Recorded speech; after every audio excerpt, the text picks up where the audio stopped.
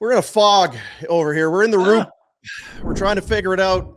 Feel like Don Maloney's giving us all the middle fingers over here. He's like, oh, you smart asses. You print your Mission McKenna t-shirts. You talk about winning the draft lottery.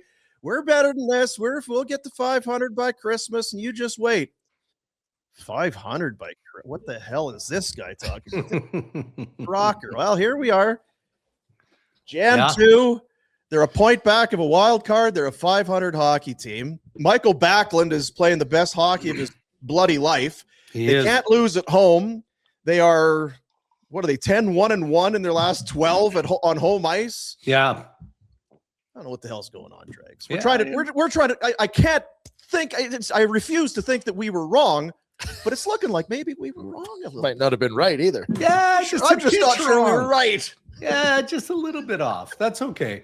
But it's still early. I mean, we're at the midpoint of the season, and the Flames have been through the mud. They went through it early. A lot of teams did, but because of the parity that is wild across the National Hockey League, it may go wire to wire.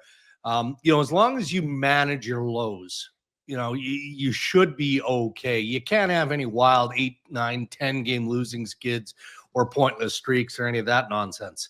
And I think for the most part, Calgary has done a decent job of that. But I still think that you can still look at the Calgary Flames as a whole here and see the holes and see the areas that need to be improved on to have a better future, both short term and longer term. So even though it's fun for the fan base now because the Calgary Flames are in the playoff mix and they're definitely a competitive group. The messaging I keep getting is that, all right, yeah, that's where we're at. There's no for sale sign that's going to be put up anytime soon, but there are still pieces that require some attention. And if the right offers are made, and primarily I'm talking about Rasmus Andersson, I think that Craig Conroy has no choice but to make that deal. And maybe in the short term, they get a bit of a bump depending on what the return is if it's a decent NHL player. And you get some futures that help you in the longer term and all of that. So it's still open for business in terms of the approach, I think, of Calgary management. It's just that they've got more patience now because the fan base is happy. The owners are happy because the fans are happy, and it's a fun time of year and a fun place to be when you are in that playoff conversation. I mean, it was a party at the Dome the other night. It's been great atmosphere I was there a couple weeks ago.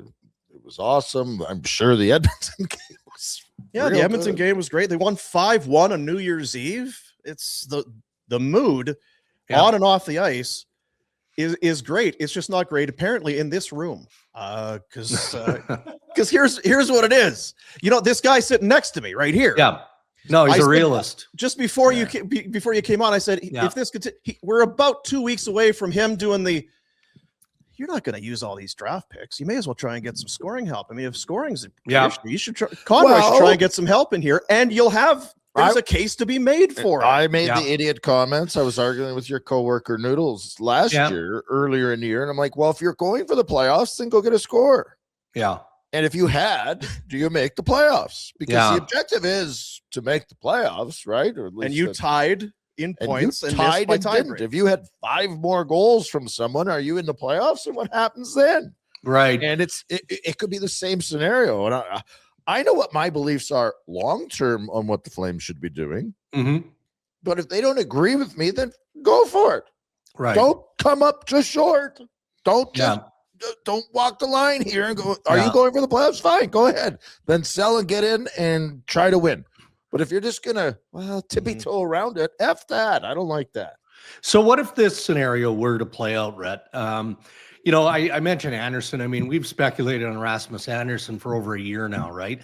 And so what if you get a near perfect package for him at this point? And that near perfect package would have to include Andersson signing a contract extension, right? Otherwise, the team that acquires him isn't giving up a lesser quality defenseman, maybe a scoring forward if they've got that depth in their organization, and a draft pick. And those are the three principal elements that normally go along with a package of this magnitude, especially, again, given that the expectation would be that you're able to, as the new team, extend Rasmus Andersson. Would you be okay? Would the Flames be okay if they got a little bit of offensive punch coming back as part of a deal? Maybe a 5'6" defenseman, and then not as good a draft pick. You can't get everything. I mean, we're not talking about a future Bobby Orr here in Rasmus Andersson. But is that worth considering, or are the needs moving forward more broad than that? And you need that highest level draft pick, and you need that top prospect more than you need the players, the pieces that might help you stay in the playoff mix or lock down a spot. If I'm trading Andersson, it's for the future. Okay. Yeah. It's for the future. And if I'm not committed to a rebiggle, then I'll keep him. I'll sign his ass. But I think that's what has some fans concerned. If you are on the whatever you want to call it, if you're of that way of thinking, that if they continue to win and they're 500 and they're there, well, how can you trade this guy?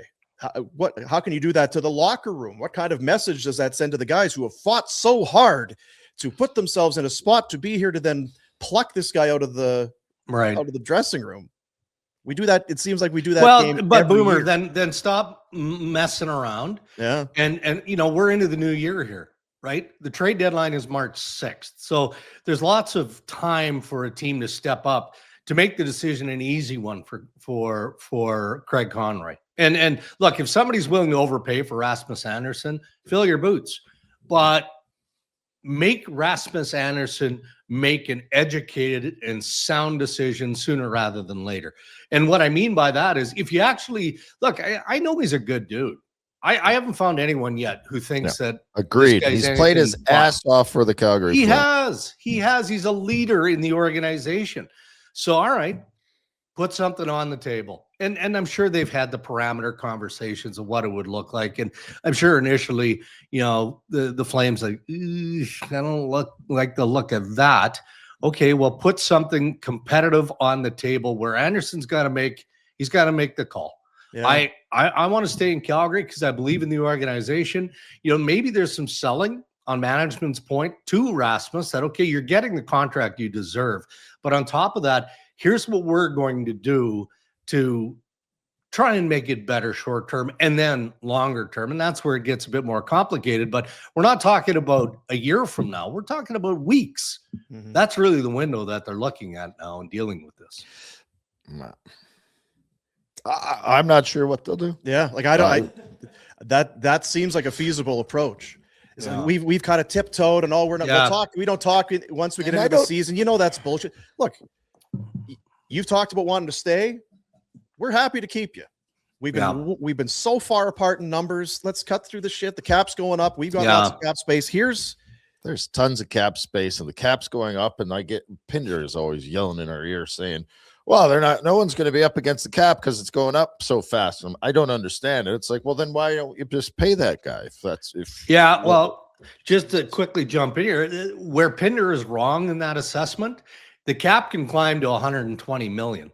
That doesn't mean that 30 teams are going anywhere near a $120 million salary cap. And Calgary might be in that group, right? Where you just look, Colorado is the best team in the National Hockey League by a long shot.